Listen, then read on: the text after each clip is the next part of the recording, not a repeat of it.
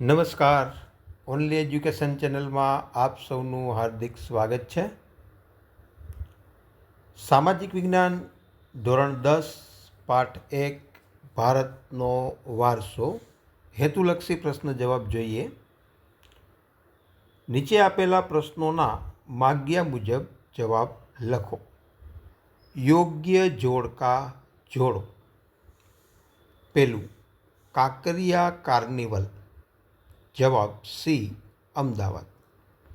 બીજું, તાનારીરી મહોત્સવ. જવાબ એ, વડનગર. ઉત્તરાર્ધ નૃત્ય મહોત્સવ. જવાબ બી, મોઢેરા. ચોથું, રણોત્સવ. જવાબ ઈ, કચ્છ. બીજું જોડકું જોઈએ. એ વિભાગને બી વિભાગ સાથે જોડીએ. પહેલું, વોઠાનો મેળો. જવાબ ડી, ધોળકા. બીજું, કાળિયા ઠાકોરજીનો મેળો. જવાબ સી, શામળાજી. ત્રીજું, ભવનાથનો મેળો. જવાબ ઈ, જુનાગઢ. ચોથું, તરણેતરનો મેળો. જવાબ એફ, સુરેન્દ્રનગર. પાંચમું, ભાદરવી પૂનમનો મેળો. જવાબ એ, અંબાજી. ત્રીજું જોડકું જોઈએ. એ પેલું, વડનગર. જવાબ ડી, કીર્તિ તોરણ. બીજું, નવસારી. જવાબ સી, પારસી અગિયારી. ત્રીજું, ડાકોર. જવાબ એ, રણછોડરાયજી મંદિર. ચોથું, વિરમગામ. જવાબ બી, મુનસર તળાવ. પાંચમું, અશોકનો શિલાલેખ. જવાબ એફ, જુનાગઢ. જોડકું ચોથું, એ વિભાગને બી વિભાગ સાથે જોડીએ. પહેલું, જુનાગઢ. જવાબ એફ, મહાબત ખાનનો મકબરો. બીજું, અમદાવાદ. જવાબ ડી, ઝુલતા મિનારા. ત્રીજું, સિદ્ધપુર. જવાબ એ, રુદ્રમહાલય. ચોથું, વડોદરા. જવાબ બી, રાજમહેલ. પાંચમું, પાટણ. જવાબ સી, સહસ્ત્રલિંગ તળાવ. મિત્રો, જો આપ આ ચેનલ પર નવા છો તો ચેનલ લાઈક, શેર અને સબસ્ક્રાઈબ અવશ્ય કરશો, જેથી આવનારા વિડીયો આપના સુધી પહોંચી શકે. નીચેના વિધાનો ખરા છે કે ખોટા તે જણાવો. ભારતની સંસ્કૃતિમાંથી સત, ચિત્ત અને આનંદનો અનુભવ પ્રાપ્ત થાય છે. સાચું. હું મારા દેશને ચાહું છું અને તેના સમૃદ્ધ અને વૈવિધ્યપૂર્ણ વારસાનો મને ગર્વ છે. સાચું. ત્રીજું, હઠીસિંહના દેહરા જસદણમાં આવેલ છે. આ વિધાન ખોટું છે. ચોથું, જૈન તીર્થ પાલિતાણા ભાવનગર જિલ્લામાં આવેલ નથી. આ વિધાન પણ ખોટું છે. પાંચમું, ડાંગ દરબારનો મેળો આહવા ડાંગમાં ભરાય છે. આ વિધાન સાચું છે. મિત્રો, નીચે આપેલ પ્રશ્નોના વિકલ્પમાંથી યોગ્ય વિકલ્પ પસંદ કરી સાચો ઉત્તર લખો. પહેલું, એક પ્રજા જે પ્રકૃતિ પ્રેમી છે, વૃક્ષો, નદી, સૂર્ય, વરસાદ વગેરેની પૂજા કરતા તેમનામાંથી ધાર્મિક વિધિઓ ઉદ્ભવી હતી. તે પછી યજ્ઞ યાજ્ઞાદિ ક્રિયાઓ ભારતમાં શરૂ થઈ. તે કઈ પ્રજા હતી? જવાબ વિકલ્પ એ, આર્ય પ્રજા. બીજું, ભરપૂર પાણીવાળી નદીઓ, ઝરણા, તરાઈના જંગલો, પવિત્ર યાત્રાધામ કેદારનાથ, બદ્રીનાથ જેવા ભૂમિદ્રશ્યો કોની દેન છે? જવાબ સી, હિમાલય.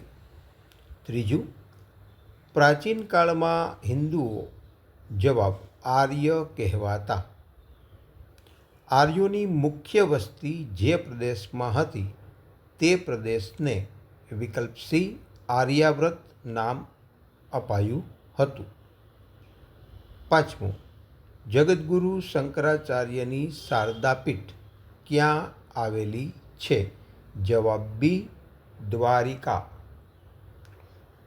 યોગ્ય વિકલ્પ પસંદ કરી ખાલી જગ્યા પૂરો. પહેલું, ભારત વિસ્તારની દ્રષ્ટિએ વિશ્વમાં 7મો ક્રમ ધરાવે છે. બીજું, ભારત જનસંખ્યાની દ્રષ્ટિએ બીજું સ્થાન ધરાવે છે. ત્રીજું, આપણે નદીને લોકમાતાનું બહુમાન આપ્યું છે.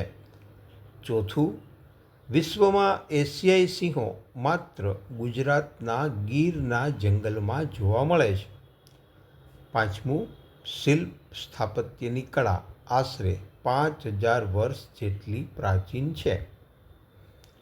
નીચે આપેલા પ્રશ્નોના 1-2 વાક્યમાં જવાબ આપો. જવાબ: મૌર્ય યુગની ઊંધા કમળની આકૃતિ ઉપર કયા 2 પ્રાણીઓના શિલ્પ કોતરવામાં આવેલ છે? જવાબ: સિંહ અને વૃષભ. ભારત કયા કયા નામોથી ઓળખાય છે? જવાબ: ભારત વર્ષ, ભરતખંડ, જંબુદ્વીપ, આર્યાવર્ત આ નામથી ભારત ઓળખાય છે. ત્રીજું, પ્રકૃતિ પર આધારિત કઈ કઈ ચિકિત્સા પદ્ધતિઓ છે? જવાબ: નિસર્ગોપચાર, નેચરોપેથી, આયુર્વેદિક અને યુનાની આ 3 ચિકિત્સા પદ્ધતિઓ છે.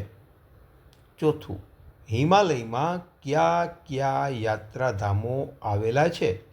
જવાબ: હિમાલયમાં અમરનાથ, બદ્રીનાથ, કેદારનાથ, ગંગોત્રી, યમનોત્રી યાત્રાધામો આવેલા છે. પાંચમું, દેવી દેવતાઓના વાહન તરીકે કયા વન્યજીવોને સ્થાન અપાયું છે?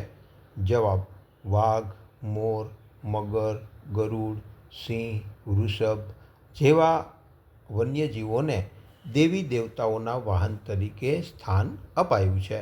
મિત્રો, તમારા મિત્રોને પણ ઝડપથી આ ચેનલની લિંક શેર કરી આપજો. લાઈક, શેર અને સબસ્ક્રાઈબ કરી દેજો.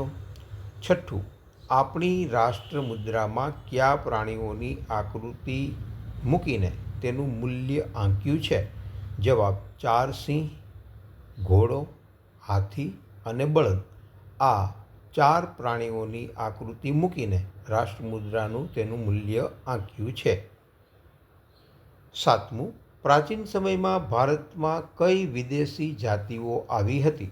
જવાબ: આર્યો, શક, કુષણ, ઈરાની, આરબ, મુઘલ, પારસી, અંગ્રેજો વગેરે વિદેશી જાતિઓ આવી હતી.